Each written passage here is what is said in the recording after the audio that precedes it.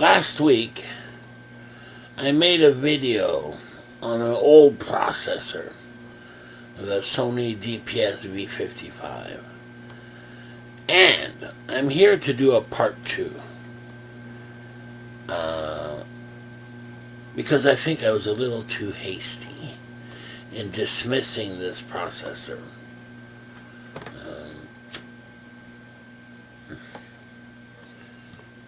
I was having no luck really with guitar and through the processor, so I was using the keyboard synth, and it worked pretty well for that.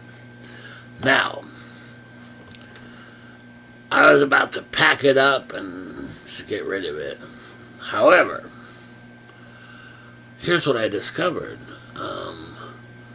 when I spent a little time with it.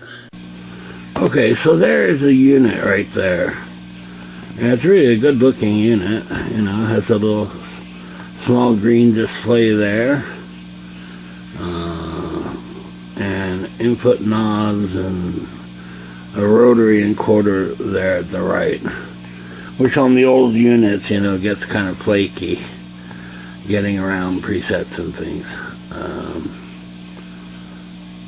Okay. So there it is. And discovered some pretty amazing things, really. Now, first, what was I looking for? And that is, I pretty much have my pedal board and it has the sounds that I like. However, I wanted to try out some kind of experimental sounds or something different, you know, and these old processing units sometimes are great for that. Now, this particular unit, the DPS V55, is a stereo surround processor, usually used in studios. As a result, you know, this I did not realize, I kind of realized it, that each preset has a direct level for engine A and engine B. Well, if those direct levels are down to 0, you basically killed the dry sound. And for guitar, you know, that's not necessarily what you want.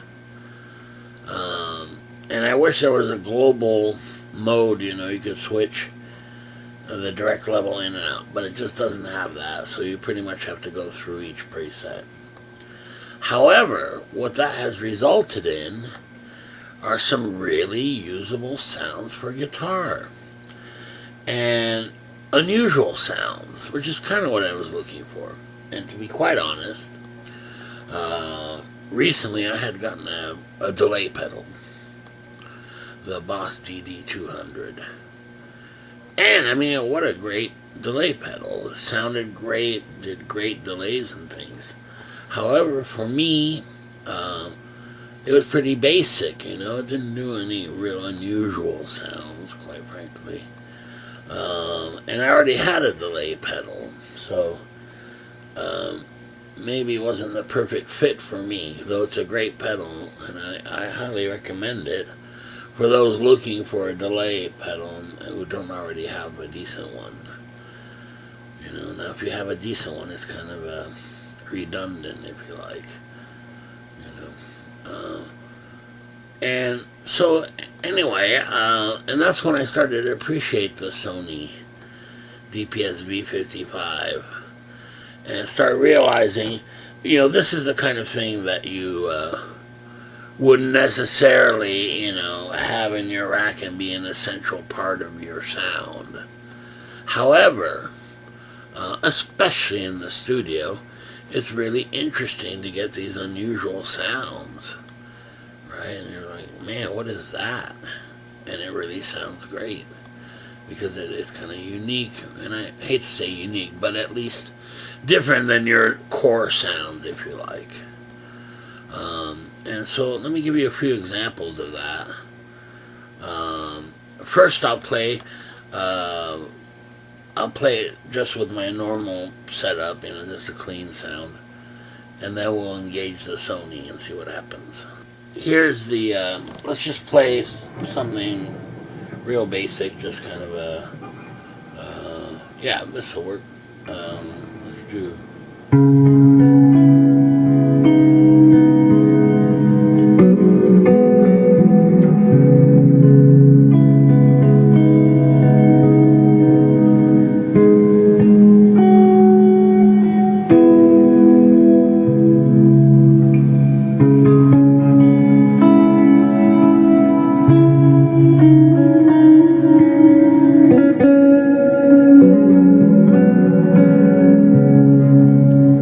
That's just from my pedal board. Now let's engage the Sony and see what happens here. And this is one of them where I fixed the direct sound, you know, so that it would sound a little different. So here, this is with the Sony.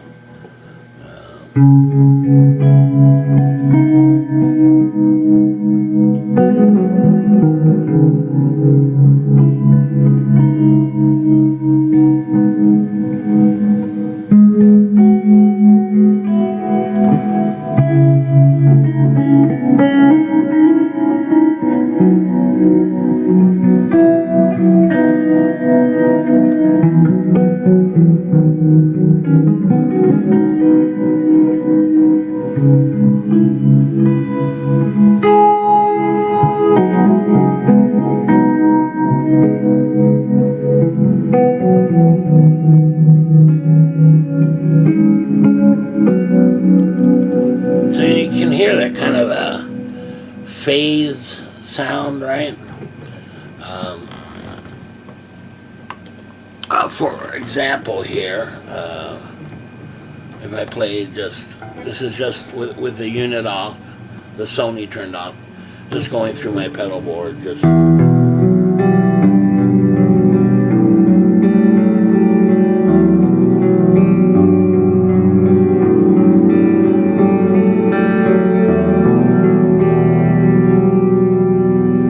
And now let's try it with the Sony.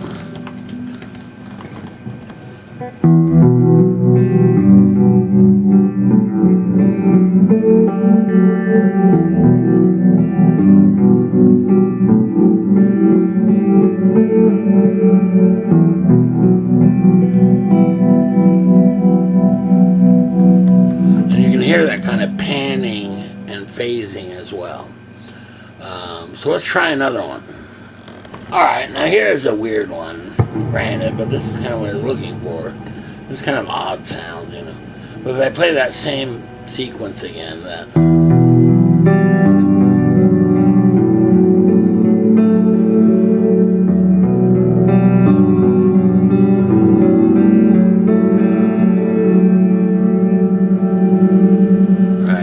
So here you could have this kind of strange effect sound on it. Kind of sounds like a phone almost.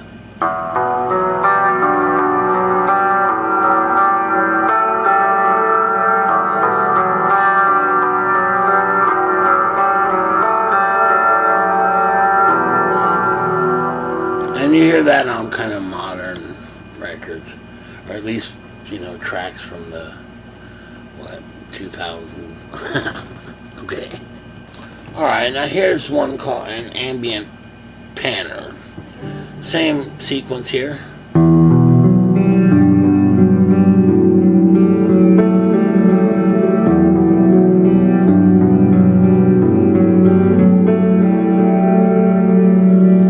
We can engage the Sony.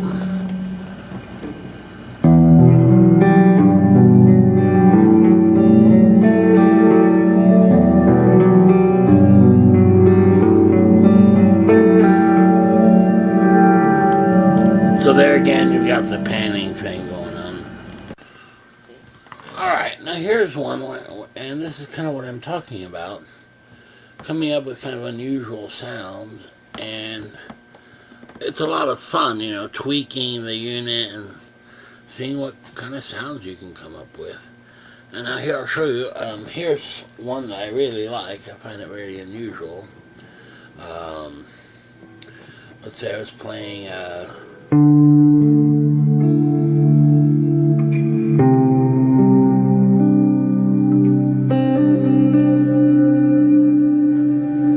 pretty standard stuff. But here's what happens. Turn on the Sony, and it's a little noisy. We can probably fix that, but anyway, but here's the difference.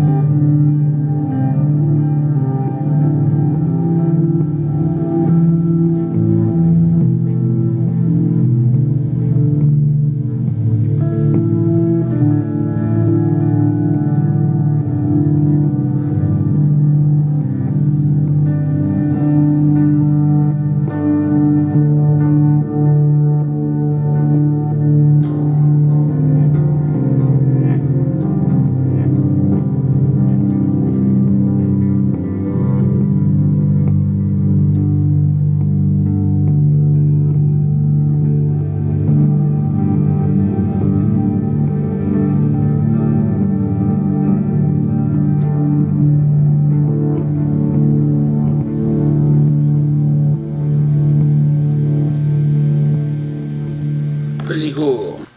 Okay, so I've changed the setting to make it kind of quieter. You know, it's too noisy. So let's see what happens now.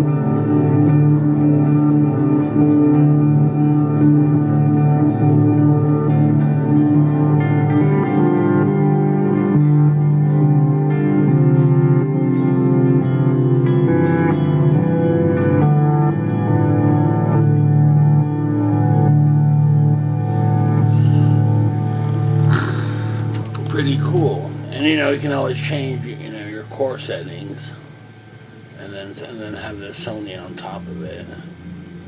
Let's see what that happens to be like.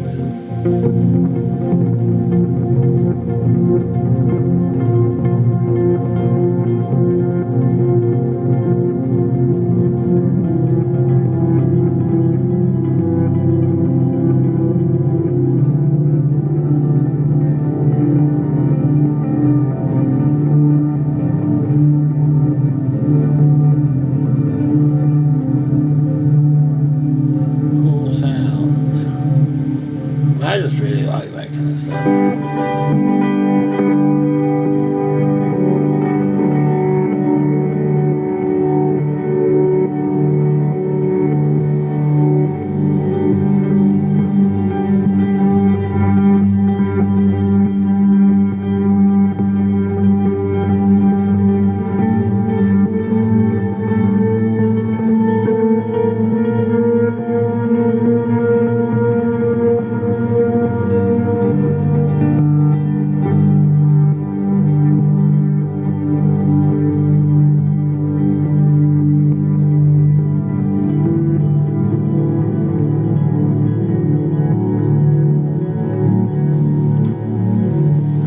That's kind of a really odd sound for sure.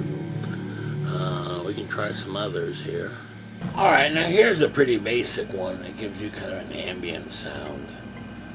We played that's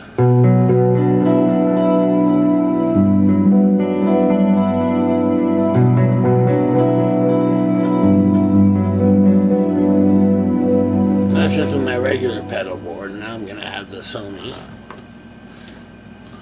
That gives you this kind of ambient sound, really.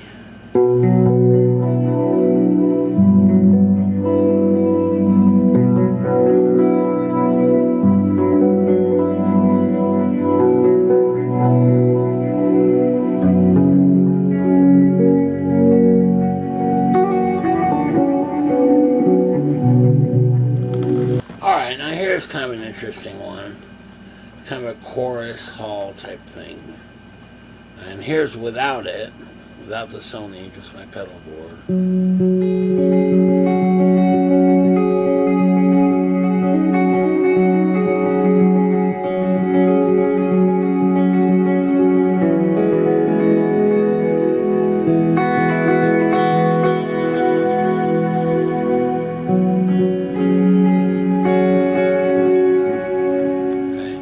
Now we're going to add the Sony.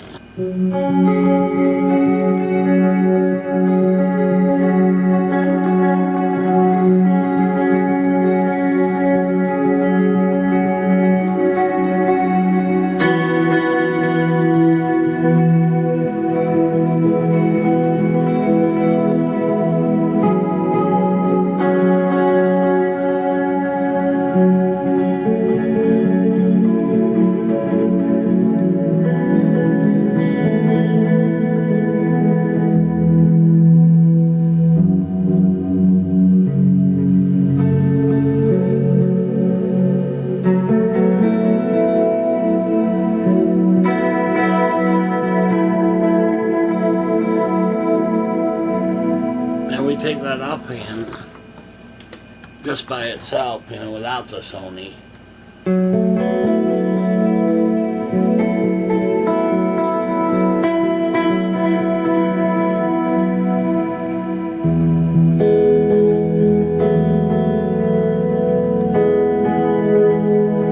Well, it's a big difference in sound. Here's the Sony again.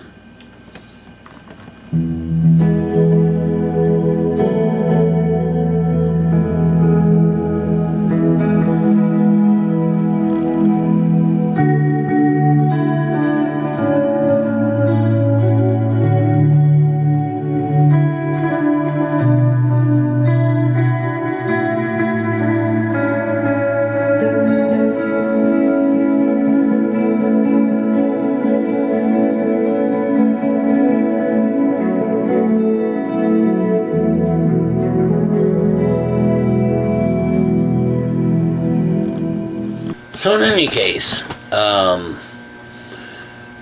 it pays to really spend time, you know, honing in a sound, depending on the unit you're using, you know, tweaking it to a certain sound that you hear, you know, and that's been a lot of fun. And I mean, you have to be a little creative, you know, coming up with sounds that you probably normally wouldn't use, you know, or hear. But they can be very, very interesting, you know. Because really, a lot of sounds, you know, are the ones you've heard 100 million times, you know. So to throw in something a little different works out really well. It's very interesting. It's a lot of fun, too. Now, granted, some of the sounds are going to be terrible, you know, but some will be quite interesting. So we've got an old processor around. Spend some time with it. And I have to tell you, when I first got the Sony, I was like all into immediate gratification, if you like, you know. Going through each preset real quick, not spending time with it. I found it much more rewarding to spend a little time on one preset and trying to tweak it to something that sounds good to you anyway, or to me. Alright, so I wanted to share that because I think I kind of skipped over and dismissed it a little too hastily in the first video. Alright, very good. See you next time. Okay, bye.